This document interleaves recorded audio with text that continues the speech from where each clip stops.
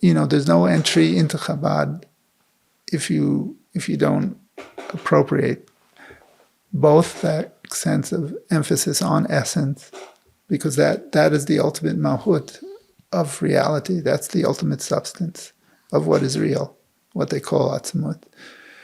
You're talking about something that is essentially incomprehensible, but yet we have this capacity as human beings to be allured by that, to try to constantly penetrate the impenetrable. We can think the unthinkable. Welcome to Homesick for Lubavitch, a podcast where we explore Lubavitch identity in the year 2025. My name is Bosi Lgani, and I will be your host. Let's begin.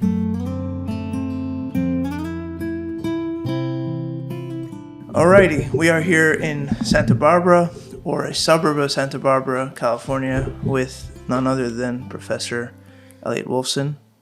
It's an honor and a pleasure to be with you. Thank you. Thank you for making the time and agreeing to come on the podcast. And I'm sure we'll get back to, in due course, how it even got to you coming to the podcast, the conversation that intrigued you or that came across your attention.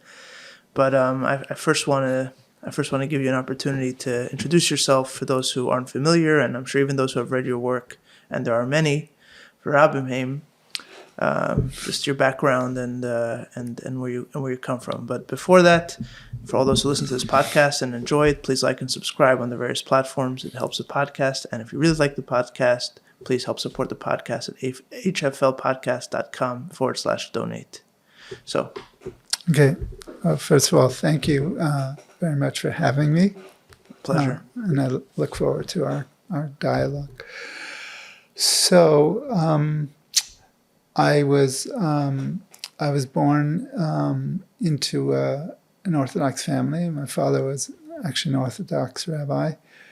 And though I was born in Newark, New Jersey, I grew up in Brooklyn and went to yeshivot.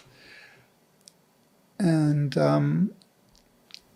at some point, actually in 6th grade, my Gemara teacher was a Lubavitcher, and on Fridays he would actually bring in something from the Rebbe and share with us. So that was my first kind of interaction with Chabad.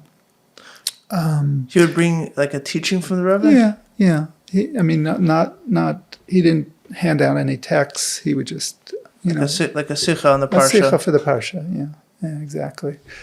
And this was which years? This is. I was in 6th grade. So if what year? Don't mean to age you. Yeah, no, that's okay. I was born in 56. So in the 60s. In the 60s, yeah.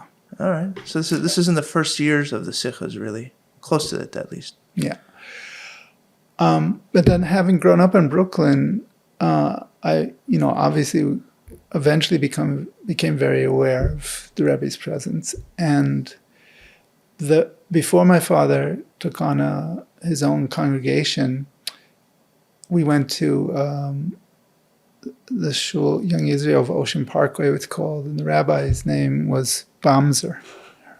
And he became a great follower of the Rebbe. And so because of that, typically at Chassidus, some of the young Lubavitchers would walk in from Crown Heights. Right.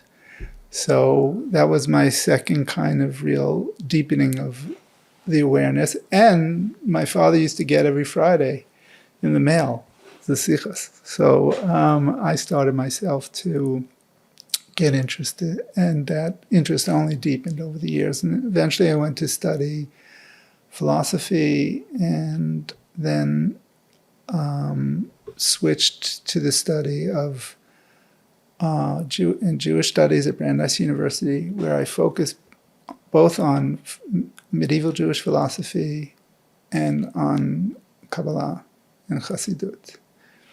And then, I haven't stopped learning Chabad thought.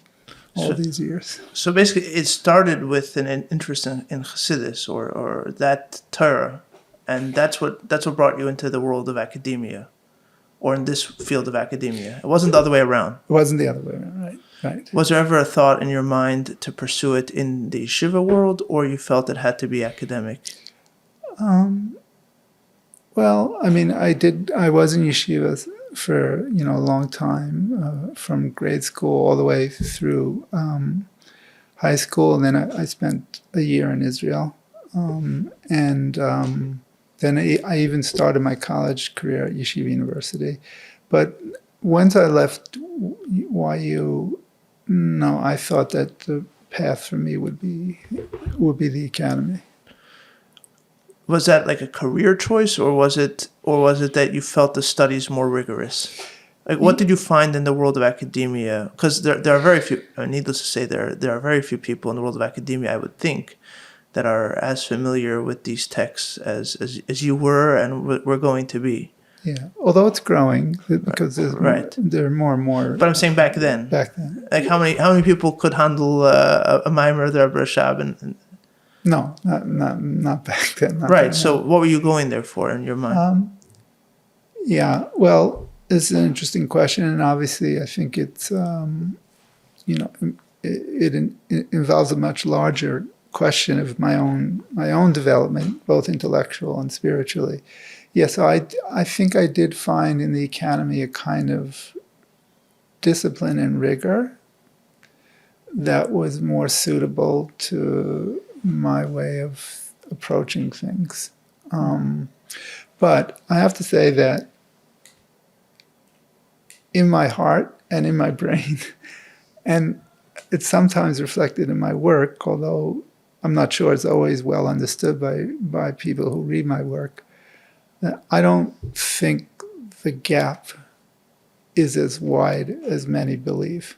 The gap between what and what? The academy, let's say the academic way to approach and the traditional way to approach. Mm-hmm. I think there are many shared assumptions, and there's a place where the two actually meet in very interesting ways.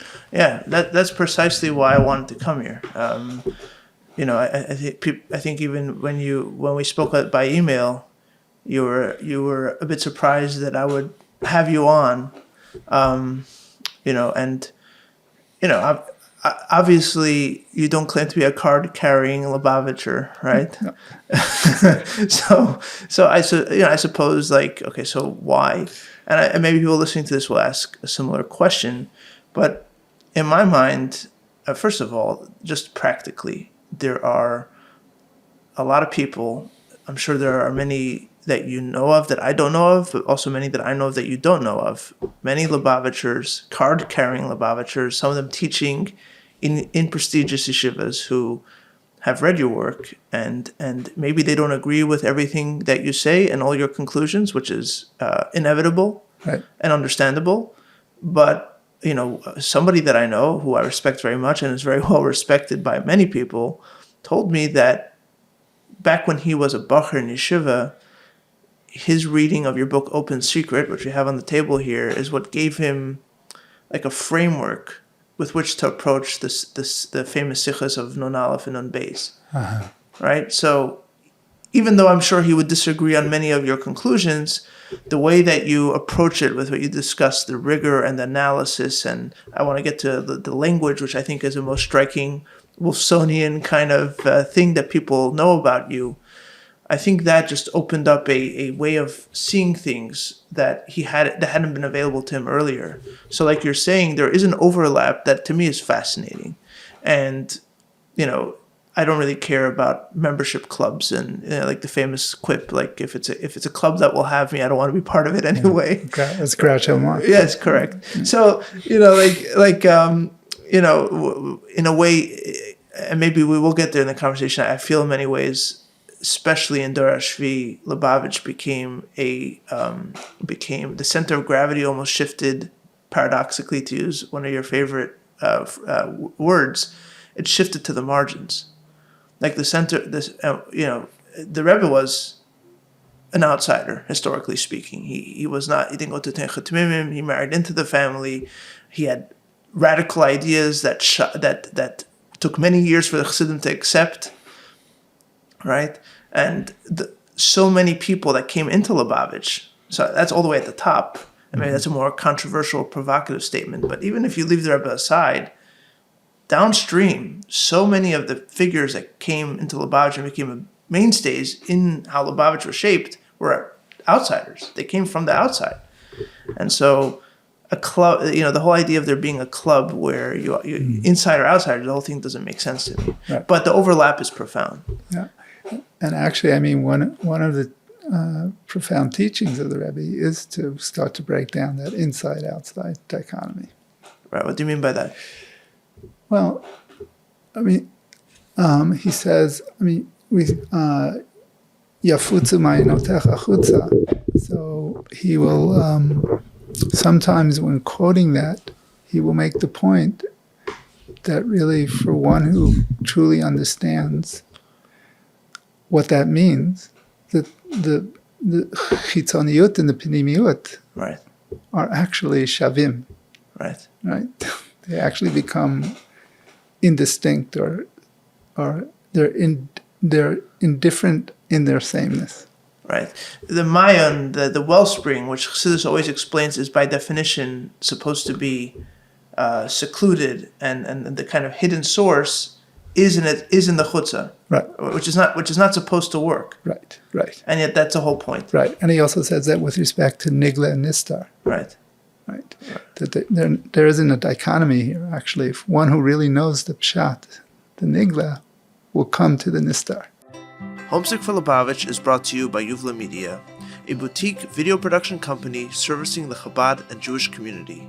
Since opening 10 years ago, Yuvla Media has pushed the boundaries of artistic and thoughtful storytelling in the community, with an insistence on there always being a memorable story as well as a beautiful and striking visual image that we believe is second to none. Over the years, we have worked with Chabad organizations around the country, as well as large organizations like Boni Olam, Torah Masorah, and Atzalathon, guided by the belief that your story is absolutely worth telling with depth and creativity. If you are looking to tell your story with a video, please reach out to us at hello@yuvlamedia.com. Again, that is hello@yuvlamedia.com. A link can be found in the show notes. And now, back to the podcast. I do want to, talk a little bit about your use of language, and the way you use your language, the way you use, or in a way almost explode English to try to convey ideas the way you understand it. The constant use of negatives and the concealment of the openness and the openness of the concealment, and the title of your book, Open Secret. To me, one of the profound challenges of Chabad in America is the challenge or the problem of translation. Right? You have this corpus of work that's extensive and almost inexhaustible of Mamorim and Chassidus, but it all, linguistically at least, but also culturally, because language and culture are intertwined. Yep. It all has a point of reference that's outside of modern America or English-speaking America, right? It's all from the old world. Yeah. And so to give a simple example, ask the regular Lubavitcher what bittul means. Translate bittul for me. Yeah. Can I say something about that? Of course. So when I was working on this, I had spending some time in Jerusalem, and Philip Wexler introduced me to a Lubavitcher that he was studying with. And we started to talk about bittul, and he didn't like the fact that I was using terms like nullification or obliteration to translate it. And he said, no, it just means perfection. And that was very telling, because it opened up for me a much bigger issue, that this dimension of Chabad is difficult in the current moment. Because the bittul is not just perfection. Yes, of course, it is. It does ultimately lead to the perfection, the utmost perfection. But there's a mamashut there. There's a reality to the bittul, bitul hayesh and bitul b'metziut is even a more profound bitul. Right. Right. Yes. So it's a profound problem that I feel in many ways is at the root of, and of course this goes all the way up, theologically, or how you understand Chassidus, but also has downstream effects culturally of how we experience it. If our point of reference in our ideas is always to a different world and a different frame, a different way of life. Back in the day, and we're thinking in Hebrew, right? And then we come to real life, and we don't have a language nearly as rich in our lingua franca. We don't have, or not even lingua franca, our mama lashon, like they say, in our English, the language with which we perceive the world and experience the world.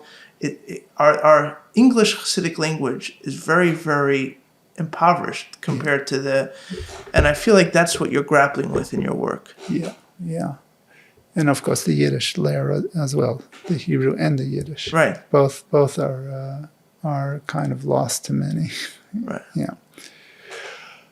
Yeah. So I know some people kind of make fun of me for my language, but language is a kli, is a vessel to carry thoughts forward, and the kli, the vessel, has to be commensurate or proportionate to the thought that is being expressed in the kli. Now the thought is greater than the language. The language is limiting, and especially if much of the thinking is about Ein Sof or Ein Sof, or even higher, the Atzmus, right? So there clearly language will not be able to completely account for the thinking. But nevertheless, we have to express it in language. Right. And so I try to translate these ideas into a language, an academic language, heavily influenced by my study of philosophy and mysticism of other traditions, incidentally, and try to craft a language that, as I said before, is kind of proportionate or commensurate to the thoughts. Yeah, it definitely feels that way in your writing, and people may not adopt it completely, but at least the attempt is being made, right? And that's the way you're attempting at it, and I think it's at least important for people to grapple with this. We cannot shove ideas of Chassidus into an impoverished English language.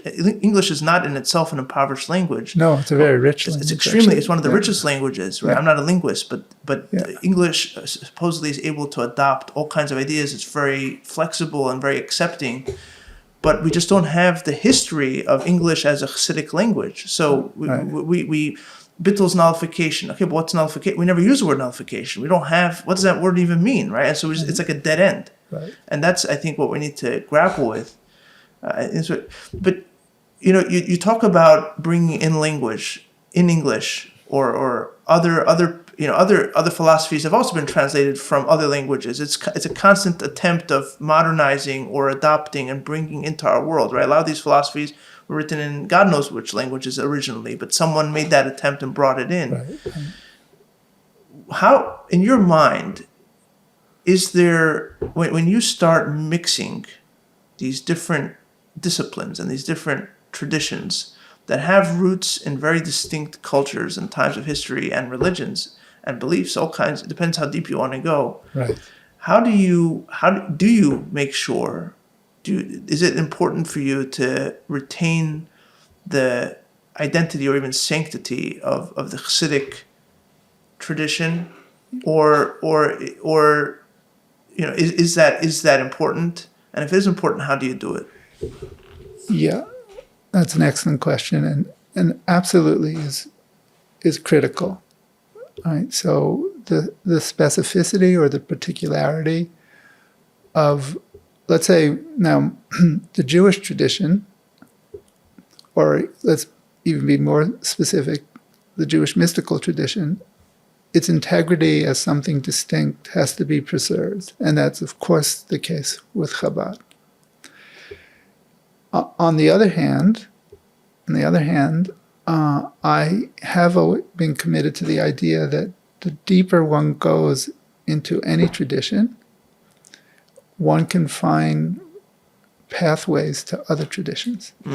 So I reject, there used to be a kind of model of comparative study where, you kind of were flying high above and looking down and then imposing structures on these different traditions.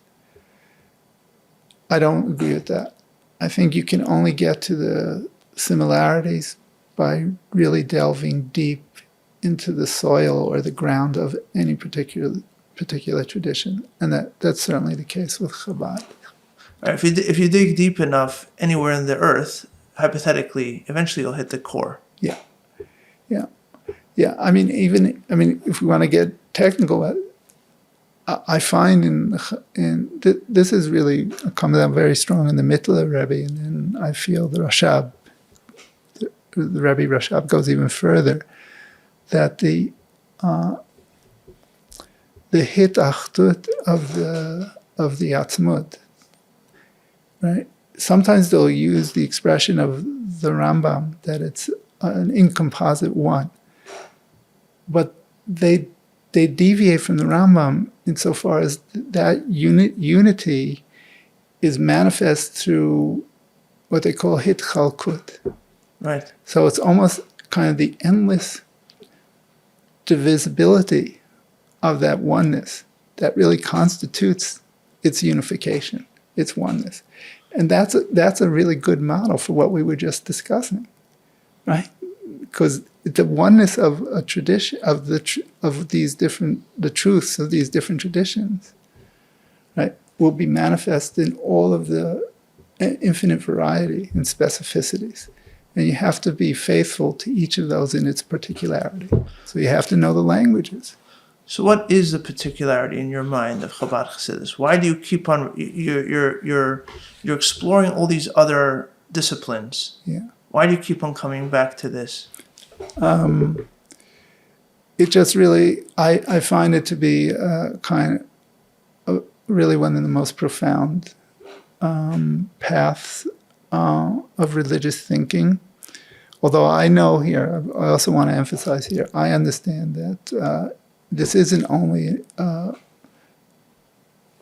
kind of academic philosophy. Like the Rebbe would always say that the Masa is the Ikar, right? Right.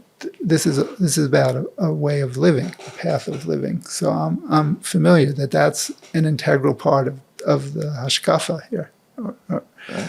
But nevertheless, Machshavet Chabad is really something that I find endlessly fascinating, and I think it's a translation of not just the teachings of the Baal Shem Tov, but Kabbalah more generally. I mean, like because already the Alter Rebbe, was citing from Kitvei Ari, and some people criticized him for that even.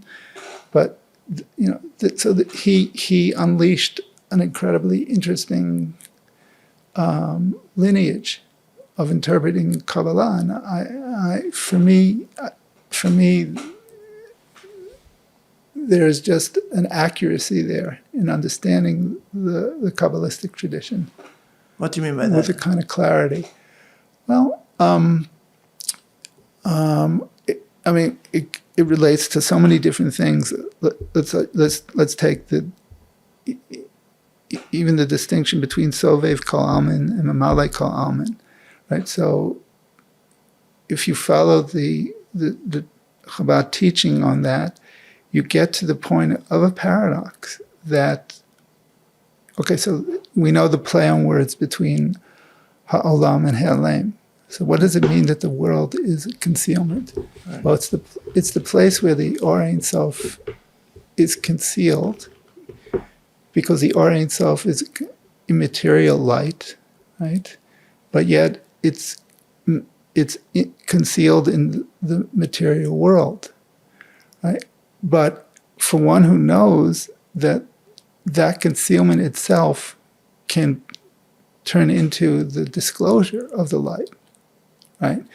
So that yields the paradox that God is present in the world precisely from being absent in the world, right? And ultimately, this relates to what I think is their messianic consciousness, right? When we get to a point where we can see that the Helem is itself a Gilui. Right.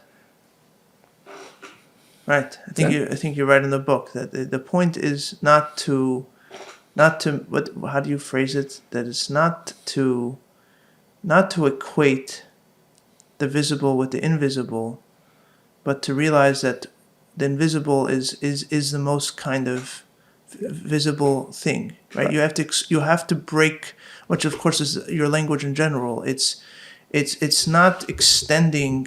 It's not so much extending ideas as much as breaking the binaries in the first place. Right. Right. It's not so much about inclusion as it is breaking the assumption that there was a separation in the first place. Right. Right. So you feel, at least in your travels, that Chabad Chassidus has an accuracy. I want to drill down on the word accuracy. What does it? You're describing so kalamin and mali kalamin. By accuracy, you mean like a sharp kind of focus, like this is what it means, or that it's more correct in other ways? What do you mean by accuracy? Yeah, by accuracy, yes, I mean that it's there's I'm trying to find the right words here. Not that there aren't other possible readings, but there's a kind of lucidity or clarity of thinking that comes through from the Alter Rebbe all the way to the Rebbe, which to me presents the most precise reading of the tradition. And I gave the one example of Sovev Kalamim and Mamalei Kalamim, but we could speak about other things as well. But, yeah. So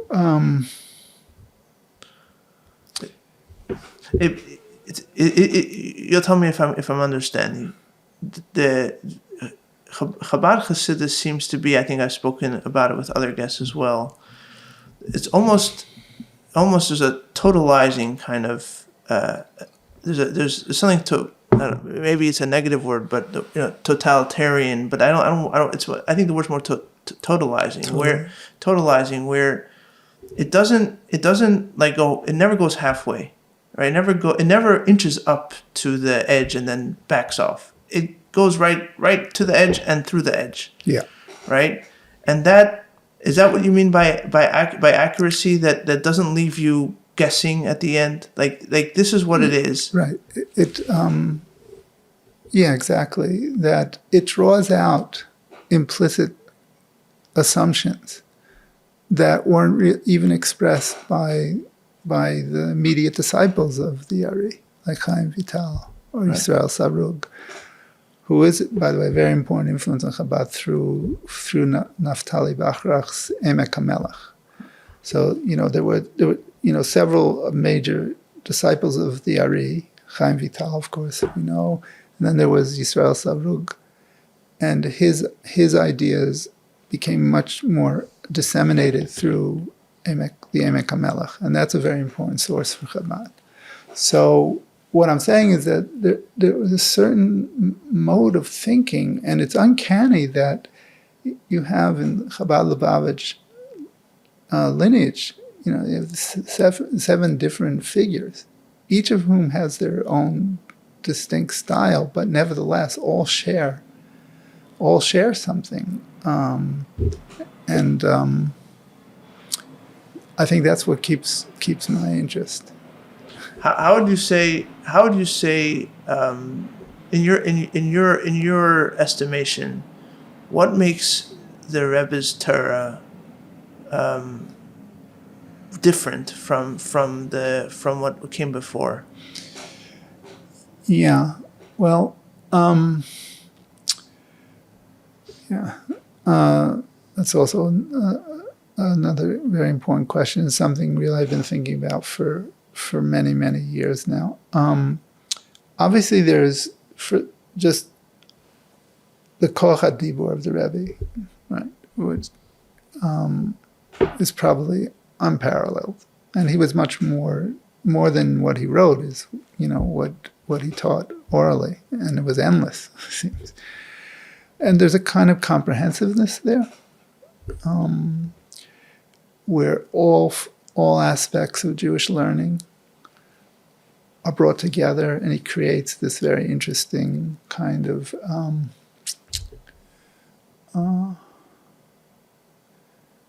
there's a musical word that really fits, I think, for the style of his putting together, certainly a mimer, but also in the sichas, a fugue.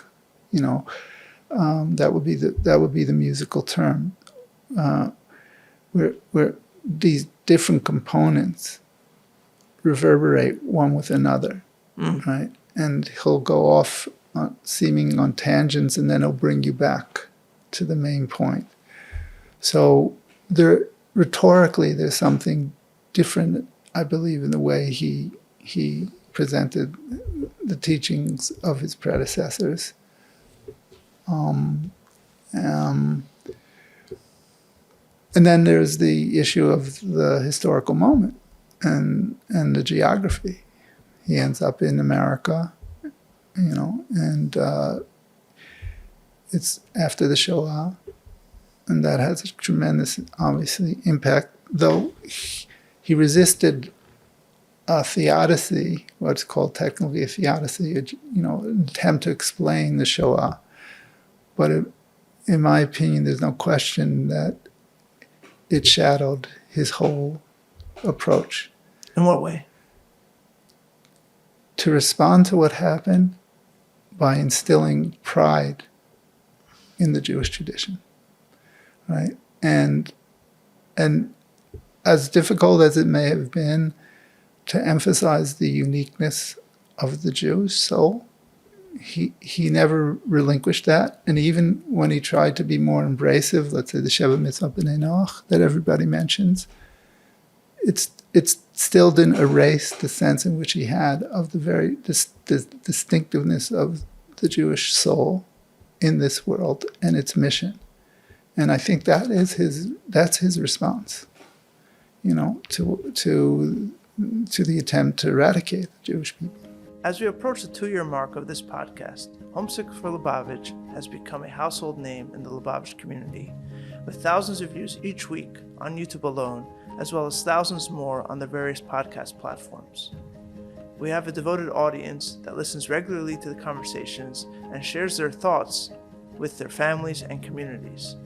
If you would like to sponsor an episode or advertise on one of our episodes, please reach out to Bensi at yuvlamedia.com. That's Bensi at Yuvla Media, YUVLA media.com. Yes, there's a fascinating entry in the Rebbe's diary, the Rishimus. It's notes. It's interesting how in those years they would write notes for speeches, and there are also notes from speeches he would give in Vichy, France, when he was escaping the Nazis. But this was for a dinner in the Beis Rivka schools in 1947, I think. Uh-huh. And he writes about how, I guess the dinner was Parshas B'Midbar time, so right before Shavuos. And he writes, the speech was, why does B'Midbar come after B'Chukosai? And he says, the point that I remember is that after the Teichacha, which he says referring to the rebuke or the catastrophe that had just ended in Europe, the only response is Bamidbar, which is to count every Jew individually, right? And that was to him the justification of pushing for education of Jewish girls, which was still controversial. Mm-hmm. It had been a lot more controversial before the war. But he said a Jewish girl has to have a sense of iniflinu, a sense of pride, a sense of they're special. and it's individual by individual. Right. Like the only response to this catastrophe is the individual's pride. There is no other. That's only bedrock. When you're destroyed to almost zero, the only bedrock you can find is the individual pride of the Jew. Right. Yeah, and I think you see that completely shaped his approach. But what do you make of, because this is in a way how we first communicated, what do you make of, and this is something that I think most honest people acknowledge, that the Rebbe's language of Chassidus certainly seemed, there are many ways to frame it, but that the fact is that it seems more atzmos heavy, or it goes all the way, and it gets to those kind of massive conclusions. You open up a mimer and the edited mimarim, and very often they're talking about different levels of atzmos, and you thought this was atzmos, well, really there's a higher level, and everything's a limitation, so we're constantly breaking even those things that we thought were the ultimate infinity, even that's a limitation, and further and further and further. And there is, at least in my experience growing up in yeshiva, there was very often this kind of sense that Bachrim that were learning the Rebbe's Amarim were more comfortable talking about the highest levels of godliness as opposed to the more kind of prosaic levels of Seder Shtalshalos. And that was one of the things that Joey and I discussed on the podcast, which is what got your attention about, can a Jew talk about Atzmos? Does a Jew have a sense of Atzmos? Well, according to the soul of the Jew is rooted in Atzmos. Well, that was your rebuttal or correction. Yeah, but that's all over the teaching. I'm not making that up. No, I know. I agree with you. I know. So what do you make? And you said, of course, also that comes from the Alter Rebbe. That's not a innovation of Dar Shvi. It's not an innovation of the Rebbe. No. But what do you make of that? Is there in your mind a shift in language where especially as you're approaching it from such an analytical place, do you sense that the Rebbe basically, to use the modern kind of talking, he takes it up to 10, or it takes up to 11, he constantly at the edge of. Well, I wouldn't disagree with that, but I see that already in the Mittler Rebbe, and then in the Rashab, and then in the Friediger Rebbe. I think there is, he's not the first. Mm-hmm. To walk to the edge and then beyond the edge. Right. Yeah. No, but is there an emphasis? Is there there's an emphasis, and there's also what I think the Rebbe really brings it down. This is the interesting thing about him. What is most abstract is most concrete. Mm-hmm. Mm-hmm. He has that ability to constantly bring it back down into the world. And I think, again, his historical and geographical setting is not insignificant. He's very attuned to the moment. And he has to, you said before about translation, and I totally agree with that, because thinking is an act of interpretation, and every interpretation is a mode of translation. Right. Whether we're talking about, as we were before, from one language to another language, or even within the same language, right? So for him, he's kind of translating for Dar Shvi all of this rich legacy of the Chabad Lubavitch tradition. So what do you mean by Dar Shvi? Dar Shvi. No, he's translating it as a final statement. What do you mean by? How do you understand Dar Shvi? The way he understood it, right? That he and you of course that he never really referred to himself as Nasi Adar. Right. That was always his predecessor. So he was just the Memalei Makomo. He was finishing or fulfilling his place. I think that's written on the Matzeva, actually, isn't it? At the OL, I think so. Yeah. So by Dar Shvi, I understand what he understood, namely that this was the task of this generation was very heavily tied with the Mashiach. But the question I ask in Open Secret is, how are we to understand what he actually means by the Mashiach? So that's what I meant. That the center of gravity for the Dar HaShvi is in Brooklyn, New York, is in the United States of America. Right? And this is the post-Holocaust moment. And things have to be translated into an idiom or a rhetoric that makes sense for that moment. Yes. That is in many ways the fundamental problem in my mind, culturally, but it goes much deeper than culturally. Where are we living in the right time? Like, is this the right time to be alive? Is this the time to be alive? And on one hand, I think even the most traditional people will accept that the Rebbe would have said that absolutely, emphatically, yes. Right? Hayom la'asosam. Right? It is about this moment. And like the Alter Rebbe explains in the Torah, that Hayom la'asosam is not just about the past, it's also vis-a-vis the future. Right. Because in Olam Haba, you don't have that ability, you don't have that capacity for action. You don't have right? There's something about this moment that transcends history. Right. So there's no question that's what he would say. And yet, there's also a sense of, we missed the boat. It would be much better to live in the 90s before Hitler passed away.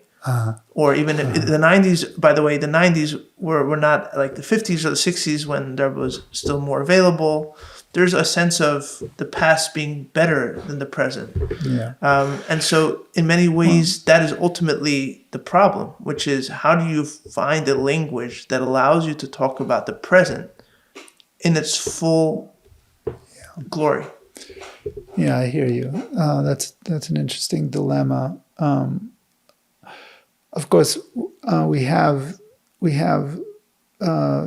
so much available that sort of keeps it alive. Yeah, videos and whatnot. But of course, the record of all of his teaching.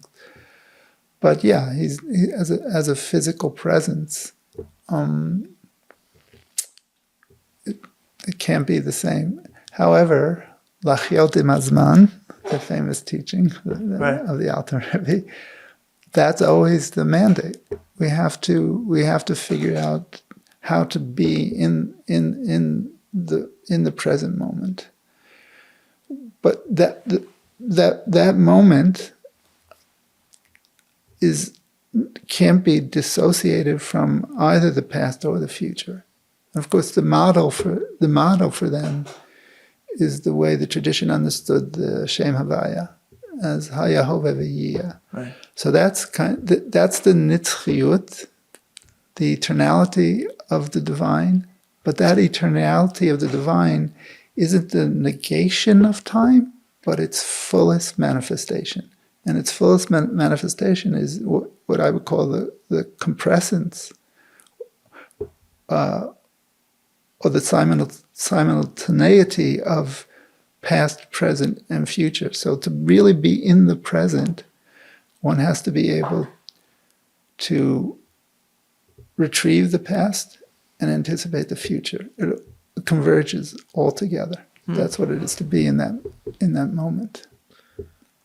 So to returning to this, to what we discuss about the Rebbe bringing the abstract into reality, into concrete.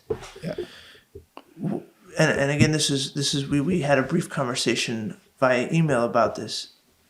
That I suppose, I don't know if the word's critique, but the challenge with that is that one could say you lose the sense of awe and wonder. And this is, I think, what Joey was talking about on the podcast as well.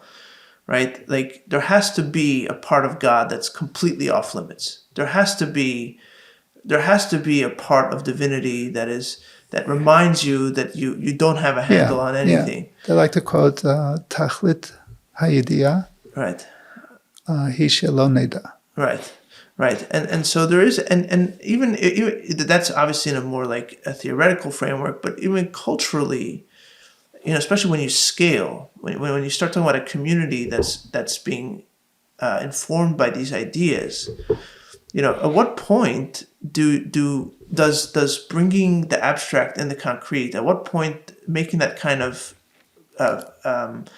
totalizing system where everything fits and everything is explained, at what point does that kind of lose the elasticity and the energy of paradox, right? At what point do you say it's become almost, you've lost the mystery almost, right? I think there I would not agree. I mean, I don't disagree with what you're saying in terms of a kind of totalizing approach. And that may strike the contemporary ear as problematic, actually, because where philosophy has gone, is to kind of avoid that totalizing or essentializing. Even the fact that they keep talking about essence, right, is from contemporary philosophy problematic. But that's, there's no entry into Chabad if you don't appropriate both that sense of emphasis on essence, because that is the ultimate mahut of reality. That's the ultimate substance of what is real, what they call atzmut. And there is a totalizing, as you say. But I don't think it ever leads to an abandonment of the mystery. Mm. On the contrary, it actually keeps amplifying the mystery.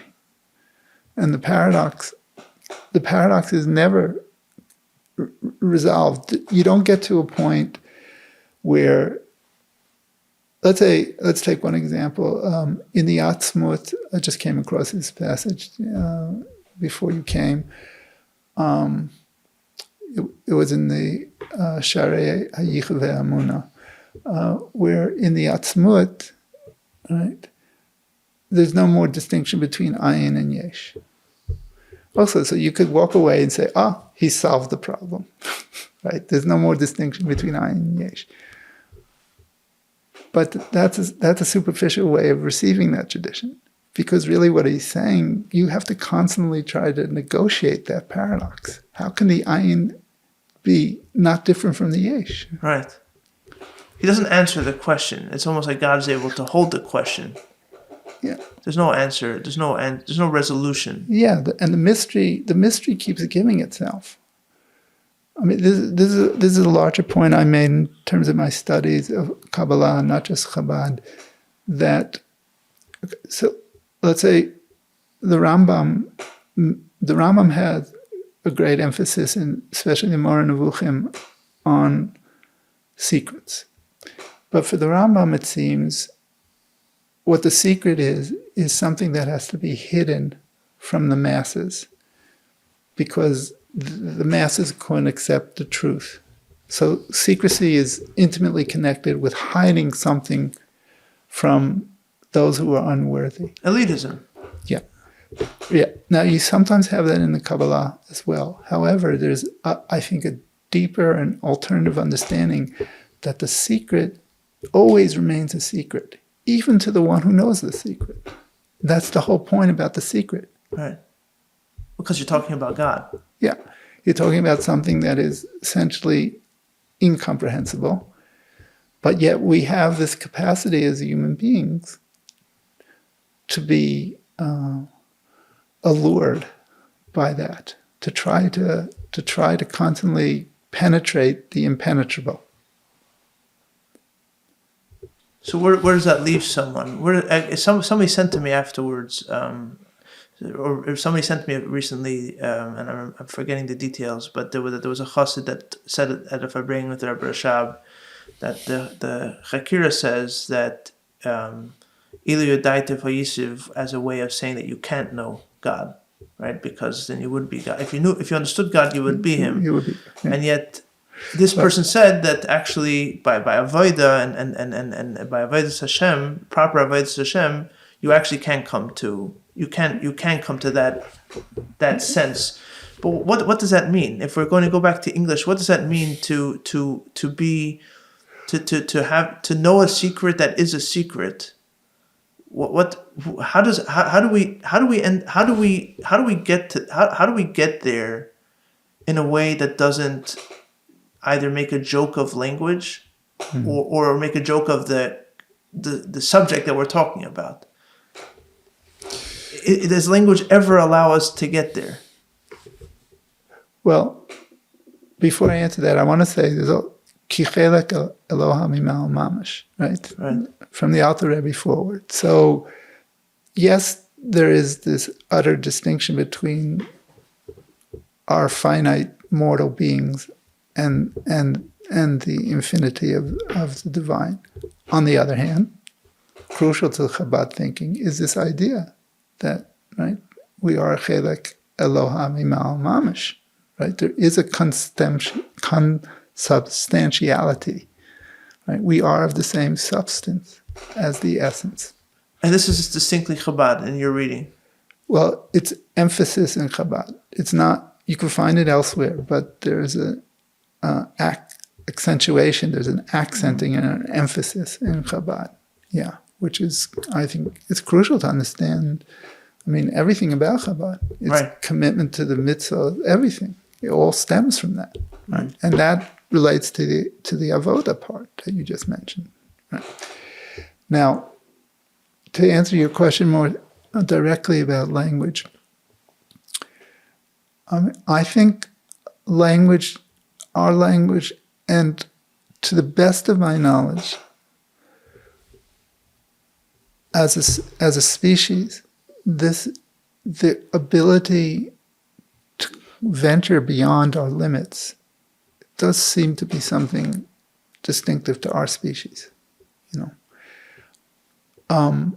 And I think, again, it always has to be culturally mediated, right? Because it'll be different from culture to culture. But I do see a shared possibility here that language is a vehicle that carries us beyond language, but it's always mediated through language. And the same thing with thinking, that we can think the unthinkable, right? As paradoxical as that sounds, but we seemingly have the capacity to think the unthinkable, and this is actually very important to science itself. Science moves forward by scientists at any point in time being able to imagine something beyond where they're at. Right. Yeah, I'm no scientist, but I do remember reading that many people feel that Einstein's ability to come up with his theories was his imagination. Yeah. That was his genius. Right. His genius was being able to think past the conventions. Or as we say, out of the box. Yeah. Right. So just to drill down a little bit on that point, I suppose what you're saying is that there is a limit. There is we sometimes we get trapped in our words. We want our words to do the lifting for us. Like tell me what you really feel. Yeah. And you can't. Yeah. You can't. So there is a space after all the words have been said and all the memoirs have been written, and everybody has written their interpretation. There is a space beyond that that's just completely. So what? And it's just a sense that can't be explained. It's just something innate to the human being or the soul. It can't be explained, but we have no choice but to try. Right. I mean, we have, because we're wired somehow in that regard. I mean, and I can't explain why that is. Right. That's the whole point. Yeah. Right. That's the whole point. So ultimately, when you think of it, when you take a step back, And, Chassidus talks about this a lot as a mashal, which is always to me in a way ironic that the Rebbeim speak about the mashal of the Rav and Talmud, which to me is very self-referential, even though it's very often being used as a mashal. Right. In a way, it's describing what's going on in general, right? In terms of tzimtzum also. Tzimtzum and just like the famous in Hayom Yom about the accomplishment, the godly accomplishment of Chassidus was that it used to be that a Rav was alone. Like the teacher was lonely, and the Elent, and the students were lonely, and the divine accomplishment, or maybe intervention, you could say, of Chassidus was that the Rav wouldn't be lonely, and the Chassidim wouldn't be lonely. Yeah. Like ultimately, when you're in the space that's beyond words, that's a terribly lonely place to be. It right? can be, yeah. Right? It's like the person who cannot speak. We all see people who lose their ability to speak after a stroke or whatever it is. Yeah. In Lubavitch, we saw it distinctly the last couple of years of the Rebbe's life as well, right? The Frierdiker Rebbe also had a challenge speaking, which I spoke about. There's a terrible loneliness of this person is here, and yet it's become so clear that there's not even an illusion of communication. Right? There's not even a sense of communication. Right? But ultimately, that's always going on, according to what you're saying. There's always an inability to fully express yourself. To fully express it, but there's still the difference between, the inability to say anything. I think the technical term is aphasia, when you really can't speak anymore. And what I'm talking about, because what I'm talking about is still a language. Right. But isn't there ultimately at some level an inability to communicate with any words? Yeah. There is a space where you're terribly alone. Yeah, there is. I agree. There can be a deep sense of loneliness here, but it's something that is common. It's not an idiosyncratic experience, so others can relate to it, can understand. So that's the ultimate paradox. How so?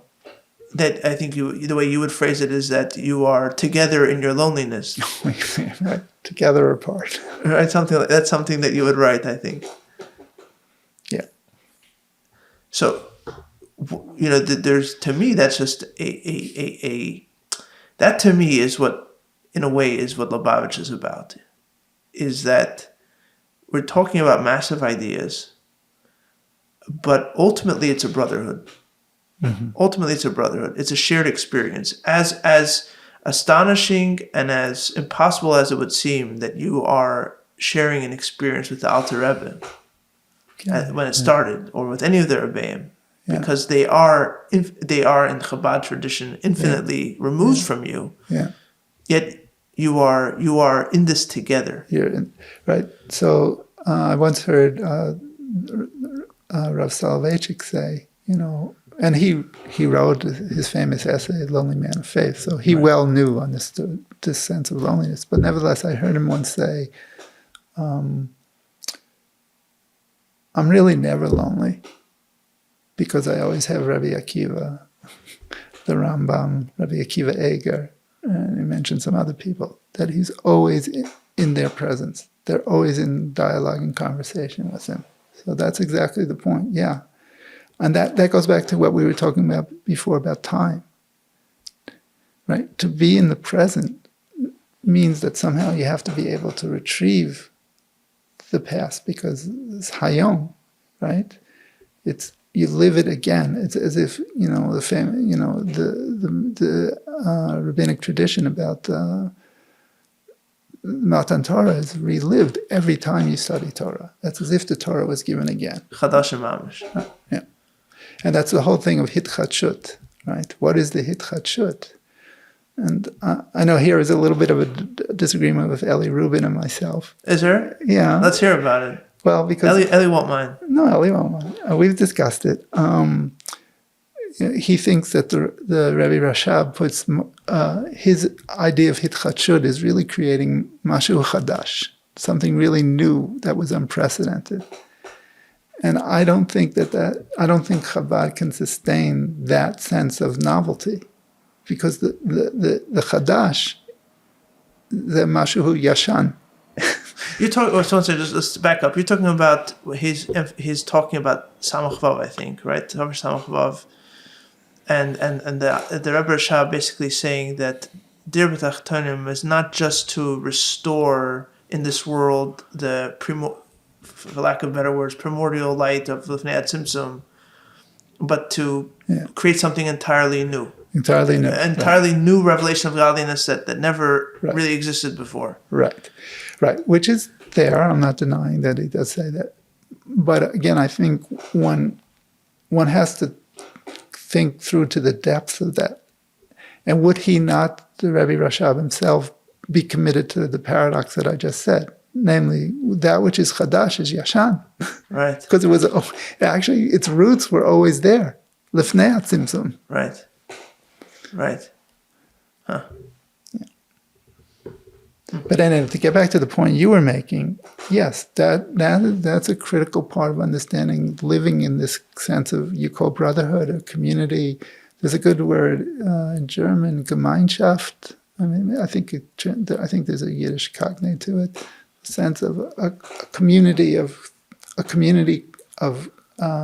like-minded thinkers. If you're looking for an event that is memorable, meaningful, and affordable, let me recommend This World is a Garden, a film and live concert production created by us here at Yuvla Media, inspired by Bosi Lgani, the first mimer, the Rebbe said. If you're a regular here at HFL, you know that Bosi Lgani is something that we think about and talk about a lot. And in this production, we use the power of cinematic filmmaking and a live concert by a string quartet to bring the beauty of Bosi Lgani to your community and your audience in a way that they've never seen, heard, or experienced it before. The production has already been hosted by Chabad houses around the country and has drawn wonderful reviews. Our package comes with everything that you need to put in the production: the film's original arrangements for string quartet, publicity materials, everything besides the string quartet, which we recommend that you hire locally to save on travel costs. To find out more about this production, please visit thisworldisagarden.com. Again, thisworldisagarden.com. And now, back to the show.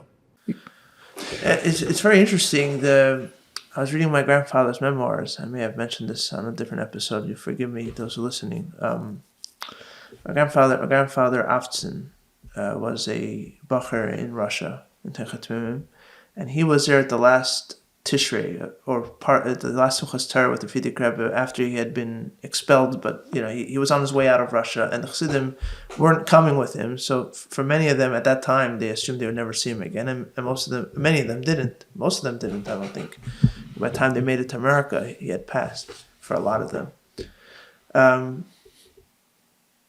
the Frierdiker Rebbe said, my grandfather writes that he remembers the Frierdiker Rebbe saying that I would like to refer to you as brothers, but I'm an only son. I never had a brother, so I don't really know what it means to have a brother. So I'll refer to you as friends. And to me, that was just a very moving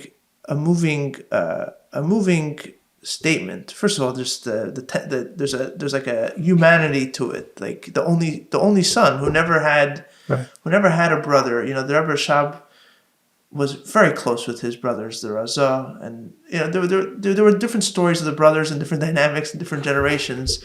One of the most beautiful anecdotes that I picked up along this podcast journey was someone told me that his grandfather, I think, remembered from Russia how the Rebbe had come to be with his brother, not the mathematician, not Label, Beryl, another brother who was eventually killed by the Nazis. Yeah. He had come to, I think it was Kharkov, one of the cities. His brother had to go to a sanatorium for treatment, and the Rebbe came to be with him, and originally was supposed to be for a few weeks, and ended up being with him for a full year. Which, everybody knows how in those days the Rebbe spent his whole day learning. For him to be dislocated that way, that wasn't the kind of thing that he. But he was a brother, right? There's a brotherhood to this that and the Frierdiker was talking about with Chassidim. I can't tell you that maybe I can't use the word brothers because I don't even know what that means. But closeness, the closest that I can imagine, which is a friend, a reim, colleagues. companions. It's a companionship. Companionship, right. A brotherhood, a companionship.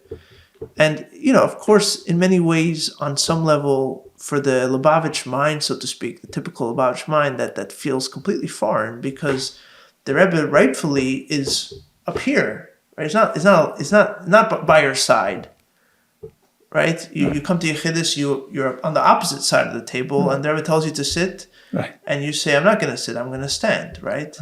There's a distance that you insist on, right, out of respect and protocol and respect primarily. Right. On the other hand, he seems to have had the uncanny ability to zero in and focus on the individuality of the person with whom he was speaking. Mm-hmm. Right, even in the dollars, right? Right. He was able to do that, right? So, I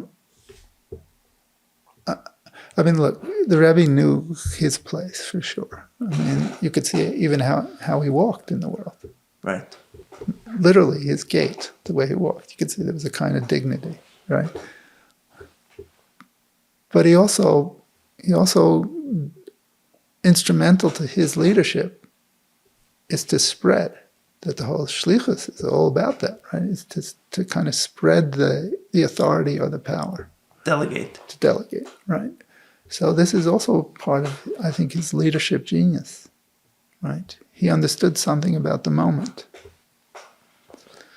Did you ever meet the Rebbe later on? I never had yechidus. I was there at 770, but I never had... dollars? You came back for dollars? I never came for dollars. No, I didn't do that. So what changed for you? Did anything change for you, like in the way that you... Because from what you're describing, you've been studying Chabad Chassidus from well before the Rebbe passed away. Oh, yeah. Right, for at least a few decades before.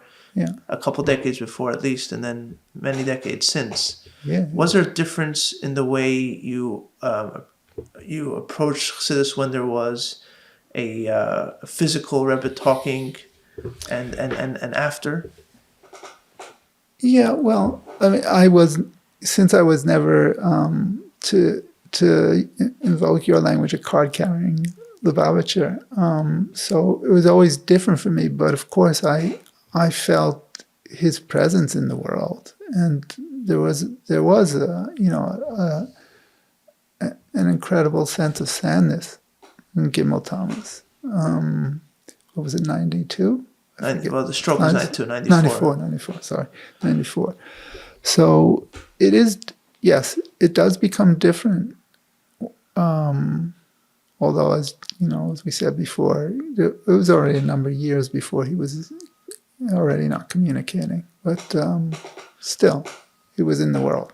Was there a difference, because you're approaching from an academic place, was there a difference in a time when it's not academic in the sense that the Rebbe delivers a mimer and in a way, or in every way, this is now the new statement of Chassidus, right? Chassidus has now changed. Yeah. Right? It's like it's history is being made every moment. It's not, and so was there a difference in how you approached it as an academic back then, where like there's something alive here, and more like a journalist as opposed to a removed academic, or? Well, I didn't actually write about the Rebbe's teaching academically until much later. So I think to answer your question most precisely, I was interested in his teaching, and I would, yes, I would, my methodology was academic, but I really, it wasn't a critical part of my academical project. Mm-hmm. So it's something I only attended to after his passing. Is there a reason for that? I actually didn't think I was going to write Open Secret. I mean, I was working on other things. I was focusing on. I started with the Zohar and then related Kabbalistic literature, and then Kabbalat Hari, and then I did work on some things in Chassidut, but not so much specifically in Chabad. I don't know, and at a certain point, I felt it was time to try to address the Rebbe's teachings, and with the focus in trying to understand really what his messianic teaching was all about. Do you think the passing and the distance of time allowed you to think of it as you're not drinking from the fire hose anymore? Right. I think so. I think yes. I think I mean I didn't articulate this consciously, but when I think about it by your questions, that does make sense to me. I needed a little bit of the distance. So I do want to get to something that you're known for. Those who read your work, and I'm sure there's an element that you would want to explain about it, or maybe I'm not sure. I'll give you an opportunity to explain it, and that is your thesis about Mashiach having come already. Mm-hmm.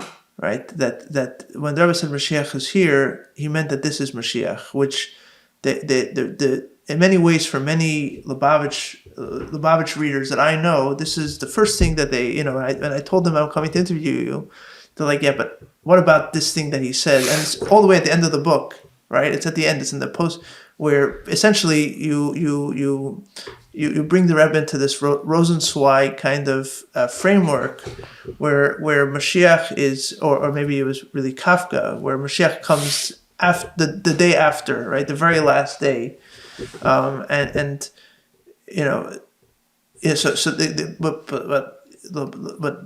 Lubavitcher who appreciates your work will ask is yes, but ultimately, it's ultimately everything the Rebbe said was within a container of halacha, and right, and the Rebbe said that it wasn't just how we understand. The Rebbe was a very halachic Jew. Oh yeah. Right, and you said that earlier in this conversation as well. You're not trying to override that, and halachically Mashiach has not come. Right. So, first of all, maybe explain your position, and we can open it up a little bit. Okay. Now, I'm aware, of course, that there would of the pushback, and even when I was writing this, I was aware that would be the case. Because on the face of it, it might be absurd what I'm claiming, right? But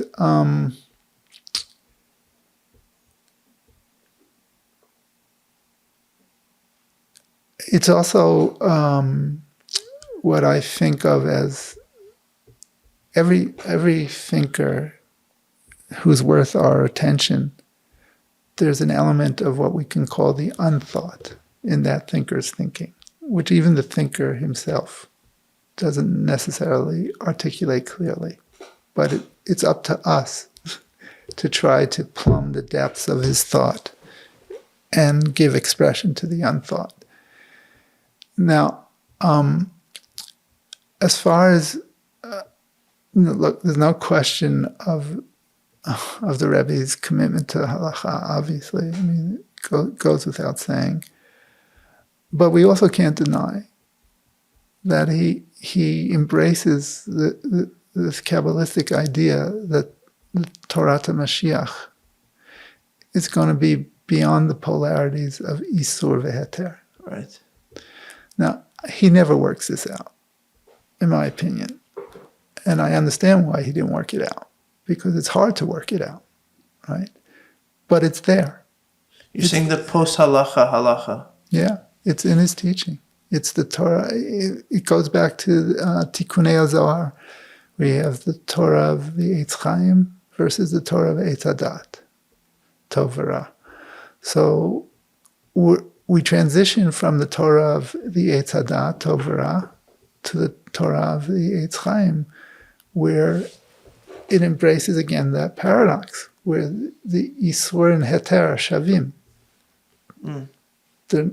But how does that manifest itself in the world? I can't answer that, and nor do I think he answered that. Why can't you give a simple answer that halacha tells us when we get to that place? Like when halacha says Mashiach comes, then something will change. Well, how would it look? How would the embodied communities of Jewish people who are Shomrei Mitzvot, how would they live? Very differently, obviously. But we haven't even reached the halachic terminus of Mashiach in the first place. Well, that's the question. You sure? I mean, the Rambam's definition of Mashiach, right? Right. Have we reached it? I don't think anybody argues that we have. No, but the question here is, what do you think the Rebbe thought? Right. Well, so that's what I'm saying. So,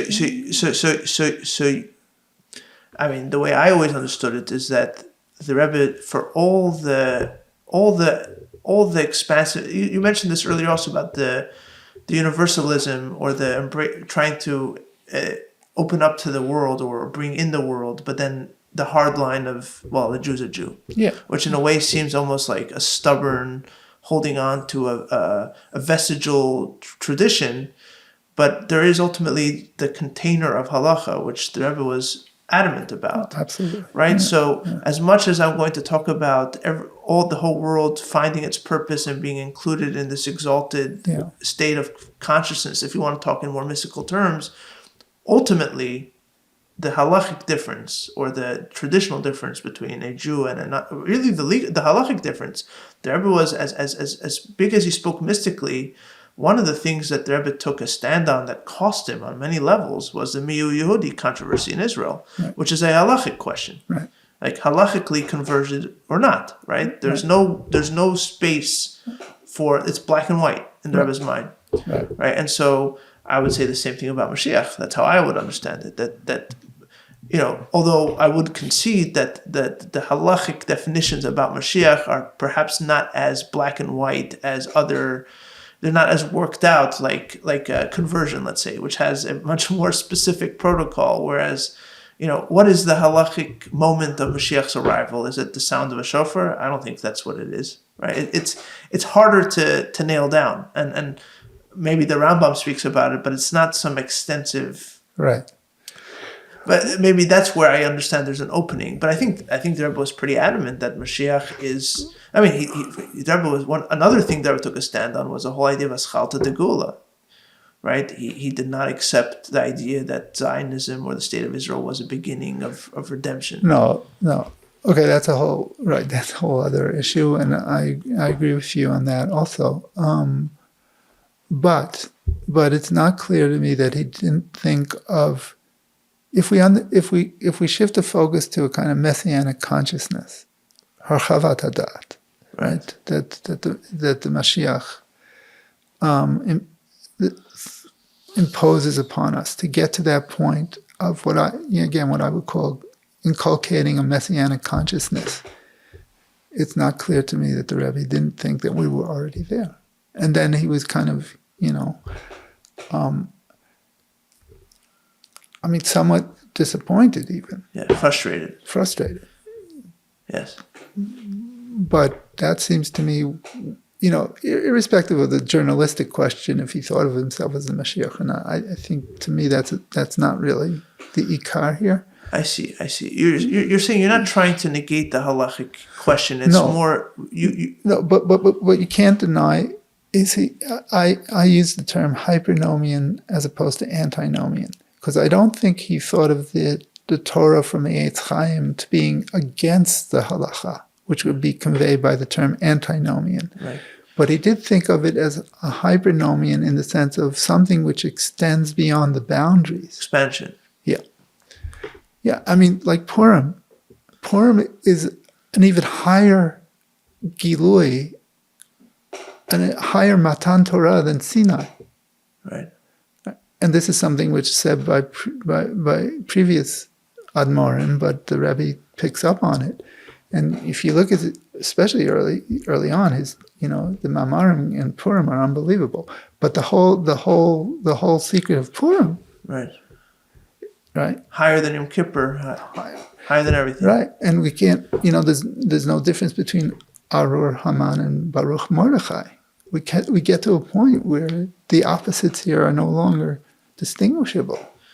So is it almost that the inevitable state of being of the Chassidic mind, as embodied even by the most exalted of it, which is the Rebbe, right? Is it almost inevitable that until Mashiach comes, it leads to frustration? the ideas that, I mean, we spoke about earlier the fact that it touches on a loneliness that cannot be articulated. So the words are frustrated. As far as you can push the words, they will always be frustrated by their incapacity for what they're trying to convey. And then on a more macro level, the ideas that Chassidus is trying to articulate and is articulating and is experiencing in the world is held back by the almost legalese or bureaucracy or realities of halacha, right? And it's almost like until Mashiach comes, which is the resolution, if there is such a resolution, it's just like frustration is to be expected. To be expected, yeah. I guess so, yeah. Yeah. What is the appeal then? What is the appeal of a frustrated...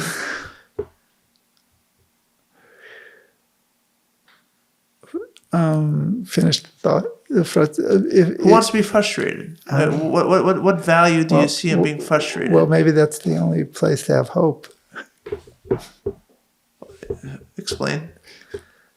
That from our present standpoint, it might seem frustrating, but it still does instill in us some sense of tikva la'acharit hayamim. There's some sense of hopefulness that we're moving towards something more perfect, to some tikkun. But the Rebbe also said all the Beirurim are finished. Right. He says that too. Yes. So I understand the resistance to my way of thinking. Right. And I would be the first to say it's kind of absurd what I'm arguing. But I'm not coming to it, through a dream. It's through a deep engagement of what's been preserved of his teaching. If all the Beirurim are already completed. Right. No. I think you're also clarifying something here. I think at least, or maybe you'll tell me if I'm getting it right. I think a lot of people understand that you are trying to conflate the mystical understanding or the Chassidic understanding of Mashiach with a halachic, force the issue halachically. It doesn't sound like that's what you're saying. No.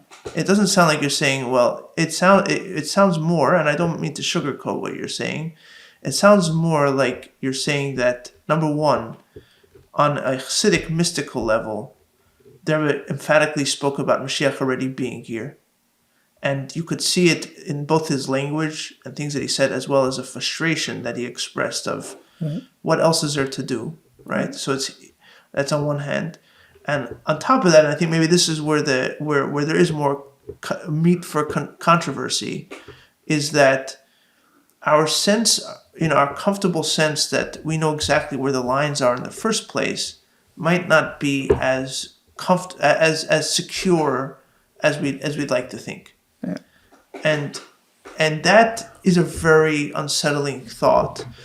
I mean, of course, the cheap kind of response is, okay, Shabtai Tzvi, but I don't think that's, to me, the real issue here, because I really don't, nobody that I know thinks in that way on any serious level. What makes me more comfortable is not like how do I defend the position.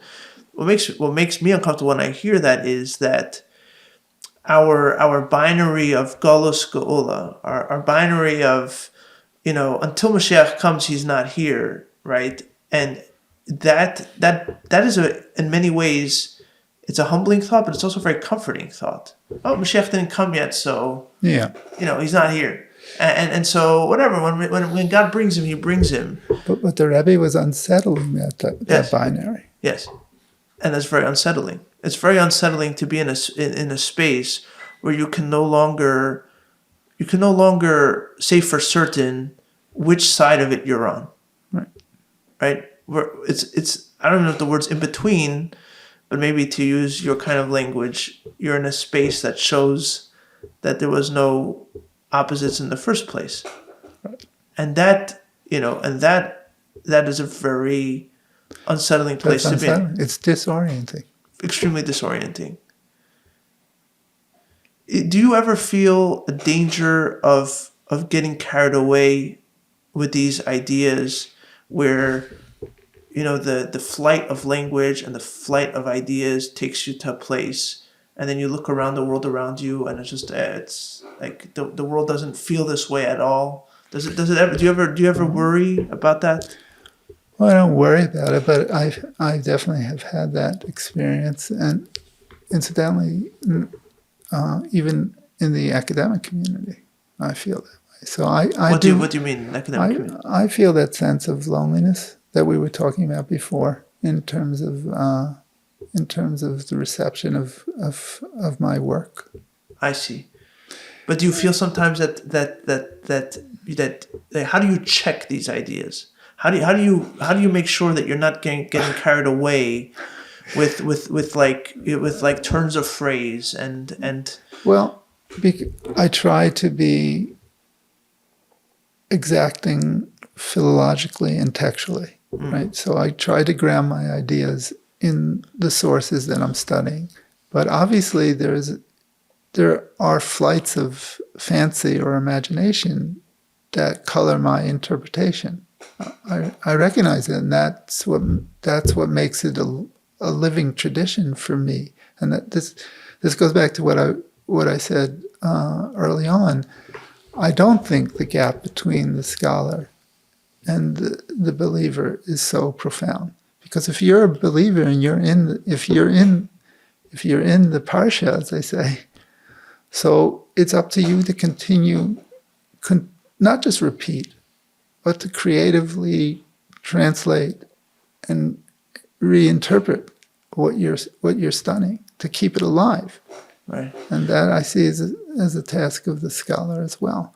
But the check of which you're asking about, that check to me has to be, a kind of being rooted in the sources, and not just talking somewhere high above them and making speculative leaps.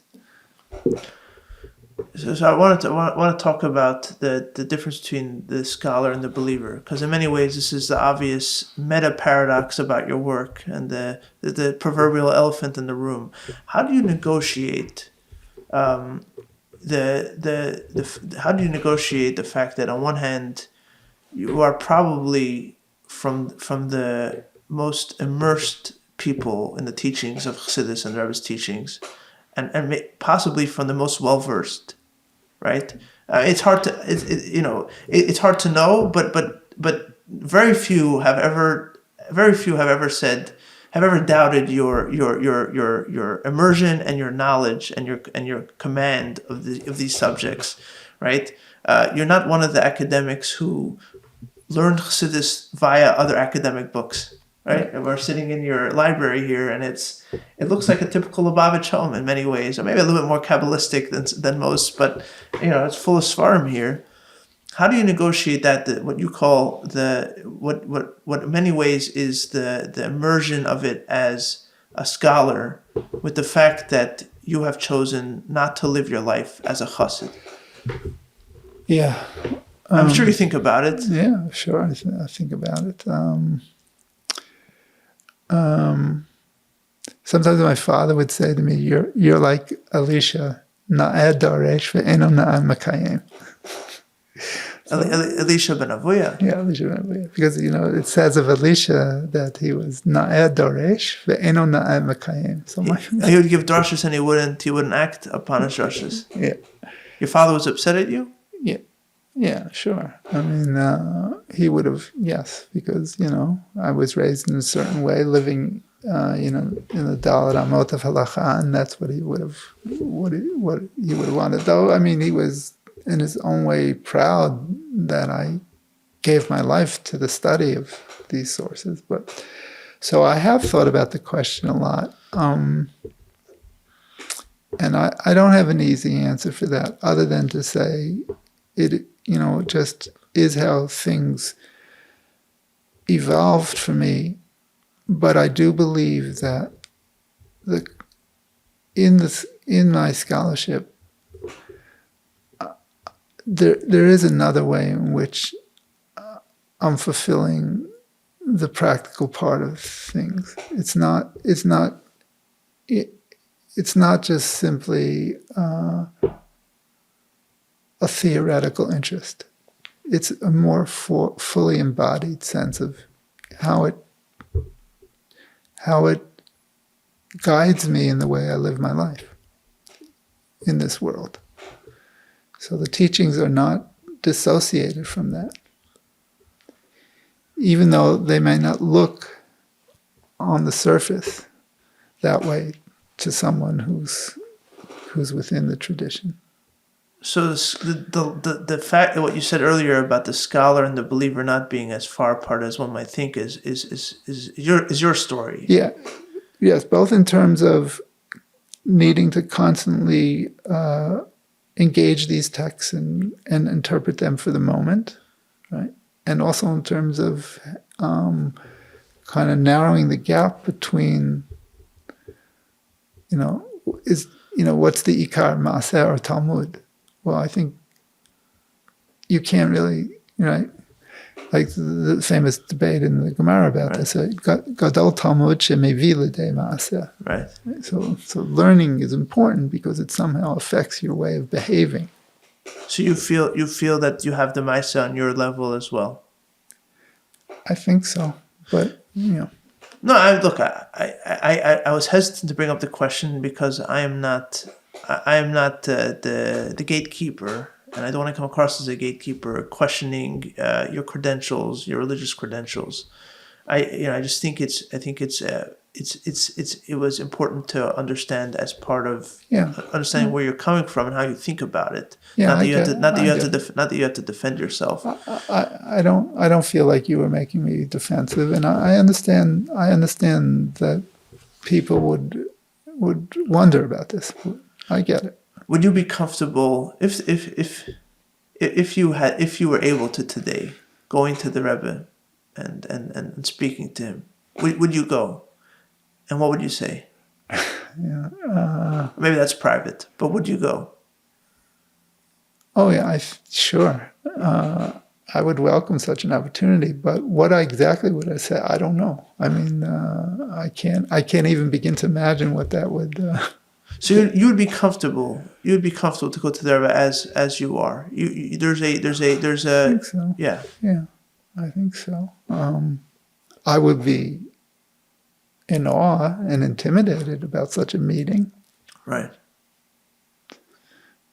Is there something? The podcast is called Homesick for Lubavitch, and there's a sense of in many ways it all comes back, like the rivers come back to the sea. The search for an anchor, the place where you feel at home, and or the sense of dislocation until you find that. Is there at all? I understand and I respect what you're talking about, finding your own way of practice. Not, if I understood you correctly, and I think it's important to emphasize, not saying that that's the same as halachic practice or traditional practice. Right. You're not trying. You're not trying to substitute one for the other. Right. But that's just how it is for you. Do you feel at all a homesickness? Like a dislocation from, there is that. At least I can speak for myself. There's that proverbial kind of Hasidic life where everything seems to be in sync. You have the ideas that you learn, that you contemplate, you refine them through prayer, through meditation. That is in itself filtered through practice, through community, through culture, and so on. There is this beautiful harmony that is there, at least in concept, and I've had the privilege of meeting people who, to one level or another, seem to exemplify that. Have you ever felt dislocated or homesick by the way that you've chosen to approach it? Oh yeah, yeah. I mean, I think there's another paradox which I think really shapes who I am. I belong by not belonging. And you mentioned before Kafka, so there's a famous parable of Kafka's Before the Law, which he wrote independently, but then placed in his book, The Trial. And almost everybody thinks he's talking about the Torah there. So it's a parable about his own Yiddishkeit, his own Jewish identity. And so it's a man who comes to this door, and he's told that behind the door is the law. And he's negotiating back and forth with the guard at the door to get through the door. And then he has no entry into the door. But just before he dies, he's told that the law behind the door was for him. So the way I interpret it is Kafka's telling us his way of being inside was by being outside. Right? And that leads to a tremendous sense of dislocation and nostalgia for something, for sure. So, I have to be honest and say to you, yes, what you're describing is appropriate for me. So to those who asked me before I came here, yes, Professor Elliot Wolson is in fact homesick for Lubavitch. Yeah. Yeah. But we're sitting here together, and it's been a wonderful conversation. Well, thank you for having me. Thank you very much. And like every one of these conversations, and to use a Wolfsonian turn of phrase, it makes me more homesick by being less homesick. Oh. Thank you very much. Thank you very much. The music for this podcast comes from the album Repentant Doors by Oren Sor Nadav Vachar and is used with their permission.